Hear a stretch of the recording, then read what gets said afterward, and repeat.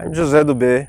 I'm a forage extension specialist at the University of Florida, North Florida Research and Education Center.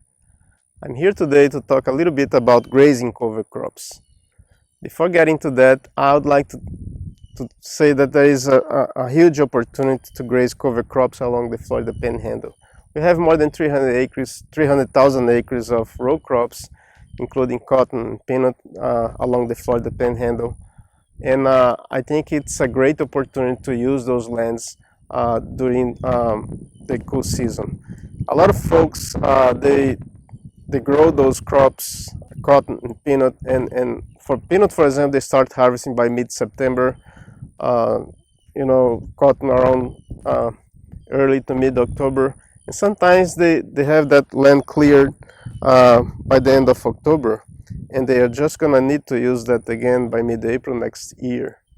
So there is a huge opportunity to use that land for something, from by the end of October to mid-April.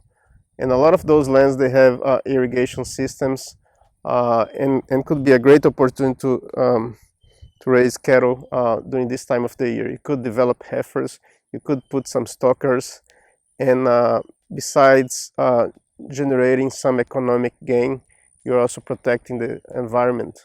The cover crop will cover the ground and capture the nutrients that could be leached out during the winter. By the way, our results indicate that the winter is the time of the year where there is the most leaching, and that's because of the low temperatures and reduced evapotranspiration.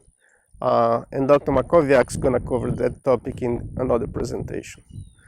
But anyhow, we are trying to assess in this trial here at the research station in Mariana how grazing cover crop can be beneficial for the environment, but also for the cattle producer and also for the row crop producer. The livestock helps cycle the nutrients and keep those nutrients during the winter, and that helps the productivity of the row crop in the next summer season. So we think that it's a win-win situation where it would be good for row crop producer and livestock producers. And I understand that sometimes the row crop producer does not have the skills or the time to handle the cattle, but we have some nice examples of partnerships between livestock producers and row crop producers, so that they can lease the land during the winter, put some stockers, and also plant the cover crops and keep the nutrients there cycling, and that would also improve the row crop productivity during the summer.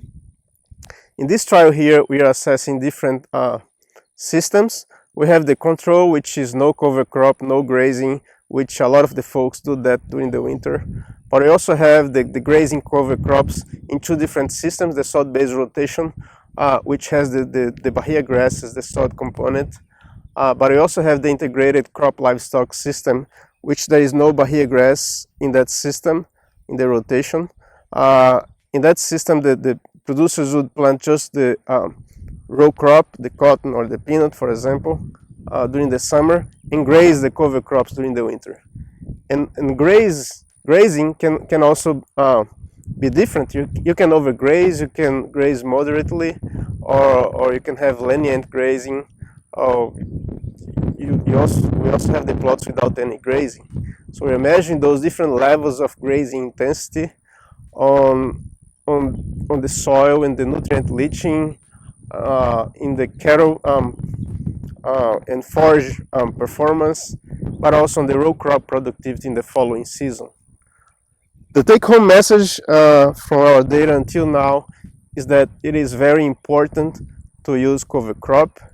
Grazing is better than not grazing, and if you're grazing